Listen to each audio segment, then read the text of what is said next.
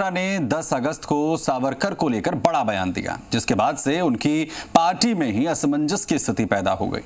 कई कांग्रेसियों ने इस पर आपत्ति जताई और उनका बयान बीजेपी के लिए कांग्रेस के खिलाफ हथियार बन गया। दरअसल डोटासरा ने कहा कि सावरकर ने हिंदू राष्ट्र की मांग कर कोई गुनाह नहीं किया, बल्कि उनकी ये मांग जायज थी। अगस्त क्रांति दिवस के अवसर पर एक कार्यक्रम में बोलते हुए कांग्रेस प्रदेश अध्यक्ष ने न जाने क्या सोचकर अपनी पार्टी की विचारधारा से अलग हटकर सावरकर की कई मांगों को जायज ठहरा दिया।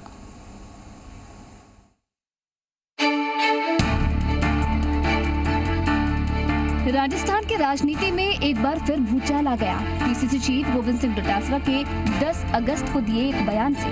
दरअसल राजस्थान कांग्रेस कमेटी के अध्यक्ष गोविंद सिंह डोटासरा ने अगस्त क्रांति के समारोह के मौके पर वीर सावरकर की हिंदू राष्ट्र की मांग को जायज ठहराकर नई सियासी चर्चा को जन्म दिया। सावरकर जी को आगे मान करके केवल मात्र हिंदू और मुस्लिम धर्म के आधार पे लोगों को बांट करके जो हिंदू बाहुल्यता हमारे देश में है उसके ऊपर एक अपनी विचारधारा को थोप करके और भाई को भाई से लड़ा करके शासन में काबिज होना चाहते हैं। डोटासरा का बयान था कि भारत को हिंदू राष्ट्र बनाने की वीर सावरकर की मांग जायज थी। खुद उनकी पार्टी कांग्रेस की विचारधारा को ही सूट नहीं करती है। इसका कांग्रेस खुले तौर पर विरोध करती आई है। लेकिन अगस्त क्रांति के समारोह के दौरान डोटासरा का ये बयान सुर्खियों में छाया रहा। डोटासरा सिर्फ यही नहीं रुके। अपने बयान में डोटासरा ने कहा कि सावरकर स्वतंत्रता आंदोलन में शामिल हुए। इस बात से हम इनकार नहीं कर रहे। वो आजादी से पहले हिंदू राष्ट्र की बात करते थे, उसमें कोई गुनाह नहीं है। जब देश में संविधान लागू हो गया है, तब सभी धर्मों के लोगों ने संविधान को स्वीकार कर लिया। तब सावरकर की विचारधारा को लेकर बीजेपी और संघ देश को तोड़ने की बात कर रहे हैं।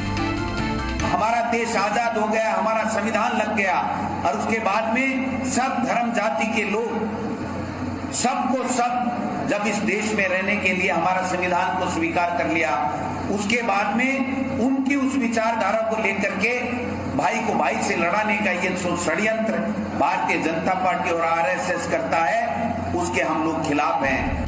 कांग्रेस प्रदेश अध्यक्ष ने सावरकर की आजादी के आंदोलन में भूमिका मान ली। आजादी से पहले हिंदू राष्ट्र की मांग को भी सही ठहरा दिया।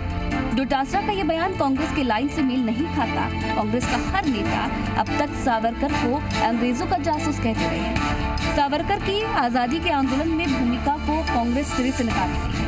अगस्त क्रांति दिवस के मौके पर डोटासरा का ये बयान सियासी हलकों में कई मायने इसके निकालेगा। इस पूरे बयान पर बीजेपी नेता और विधायक मदन दिलावर ने कांग्रेस पार्टी की चुटकी ली। दिलावर ने कहा कि वो कहावत चरितार्थ हो गई, लौट कर बुद्धू घर को आए। दिलावर ने कहा कि देश के श्रेष्ठतम क्रांतिकारियों में से एक वीर सावरकर 40 साल तक जेल में रहे, लेकिन ऐसे क्रांतिकारी को कांग्रेस गाली देती है। दिलावर ने कहा कि मैं गोविंद सिंह डोटासरा को बधाई देता हूँ। आज वो कहावत चरितार्थ हो गई कि लौट के बुद्धू घर को आए।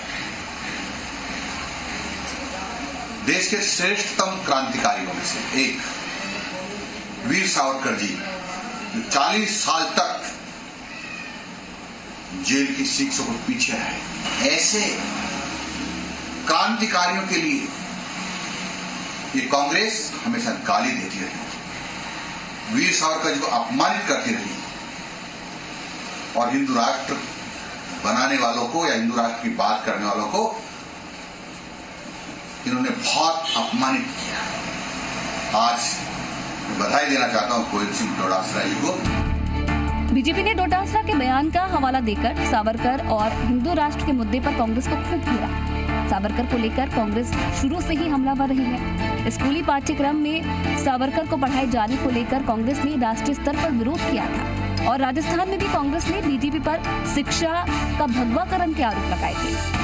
इधर 1883 में महाराष्ट्र में जन्मे सावरकर को एक नायक के रूप में देखा जाता है, खासकर उन पार्टियों और संगठनों के लिए जो हिंदुत्व के विचारों की सदस्यता लेते हैं। सावरकर को हिंदुत्व दर्शन का जनक भी माना जाता है। डोटासरा के बयान पर भाजपा के पूर्व प्रदेश अध्यक्ष अशोक परदामी, पूर्व मंत्री यूनुस खान और विधायक अशोक लाहौटी ने भी चुटकी ली और कहा था कि आखिरकार कांग्रेस नेताओं की जुबान पर सच आ ही गया।